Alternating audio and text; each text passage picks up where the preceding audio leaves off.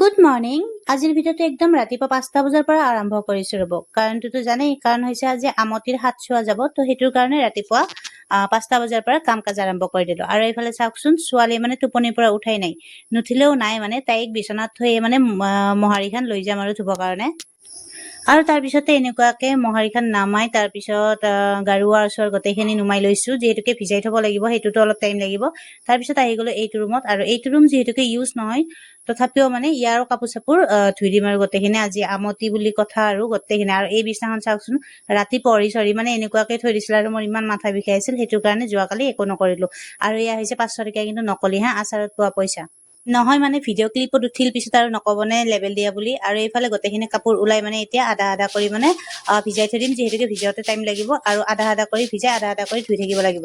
তাৰ পিছতে এইফালে গোটেইখিনি বাউণ্ডাৰী মানে ঝাৰু মাৰি ললো, আৰু যিহেতুকে বৰষুণ আছিল সেইকাৰণে মানে পাতবিলাকতো জানেই আৰু আঠা লাগি থাকে। তাৰ পিছতে কাপোৰখিনি ভিজাই মানে এইফালে বাহিৰা কাম গোটেইখিনি কৰে, আৰু এইফালে টেমা টুমা যিমান আছে পাকঘৰৰ গোটেইখিনি ধুই থৈ দিছো। আৰু আমি মানে পাকঘৰৰ গোটেই আমি মানে নহয়, সকলো মানুহে ধুৱে আৰু। তো ময়ো মানে এনেকুৱাকে গোটেইখিনি ধোৱা, আৰু মই এটা বস্তু নেৰো। আৰু এনেকুৱা বঠিৰ পৰা পাতাৰ পৰা আৰম্ভ কৰি সকলো গেছৰ কিচবিলাক গোটেইখিনি কাম কৰি তাৰ পিছত আহি গৈছো কাপোৰ ধুবৰ কাৰণে। আৰু কাপোৰখিনি ধুইছো কাৰণ যিহেতুকে বতৰৰ কথা আছে আৰু জাগাৰো অভাৱ আজিৰ দিনত।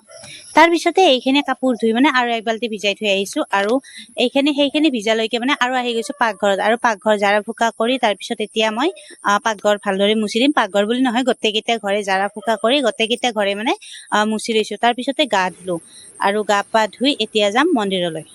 আৰু গা পা ধুই মন্দিৰত সোমাৰ লগে লগে এটা অদ্ভুত বস্তু দেখিলো নহয়, দেখিয়ে মানে মাথাই কাম নকৰা হৈ গৈছে, কি কৰিম কি নকৰিম মানে টেনচন হৈ গৈছে। আৰু এতিয়া মন্দিৰত দুৱাৰ খুলি দেখি মানে কি ক'ম, আৰু অৱস্থাটো আপোনালোকক আগে দেখাই আছো ৰ'বচোন।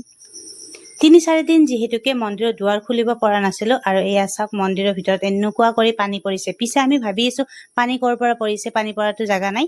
তাৰ পিছতহে গম পালো, পিছফালে ৱালখনত মানে পাইপেৰে পানী মাৰিছিল, আৰু সেই পানী আহি মন্দিৰৰ ভিতৰত সোমাই মন্দিৰৰ তুচক গোটেই একেবাৰে ভিজি গৈছে।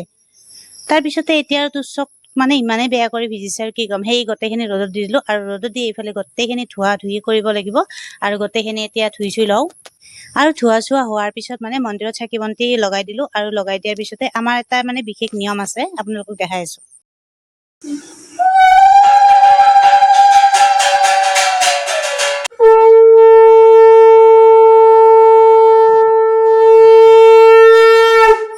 আজিৰ দিনৰ মন্দিৰৰ মেইন প্ৰসাদ হৈছে আমাৰ এইটো আম আৰু গাখীৰ এনেকুৱাকে দি তাৰপিছত ভালদৰে সানি মানে সকলোকে বিতৰণ কৰিব লাগে। আৰু তাৰ পিছতে হৈছে মানে যিহেতুকে একদম দৌৰা দৌৰি আছে, এইফালে চাহ বহালো, আৰু লগতে ভাতখিনিও বহাই দিছো, যিহেতুকে দুপৰীয়া আৰু 1টা বজাৰ লগে লগে ভাত লাগিব আৰু আমাক। আৰু এই কি চব্জি আনিছে সেয়াই চাই আছো। তো আজিৰ ভিডিঅ'টো ইমানেই আছিল, আপোনালোকে কেনেকুৱা পাইছে জনাব। যদি ভাল লাগে তেতিয়াহ'লে লাইক কমেণ্ট কৰি দিব। আজিলৈ আহিছো, টাটা বাই বাই। এতিয়া আমি চাহ খাওঁ।